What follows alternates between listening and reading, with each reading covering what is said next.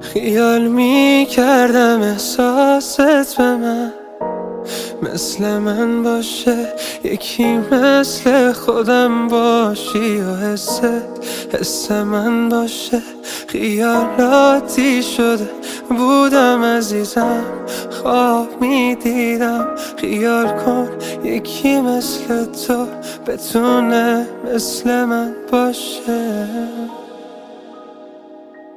یه کاری با دلم کردی که بعد از تو نخوام دیگه همون آدم سابق شم.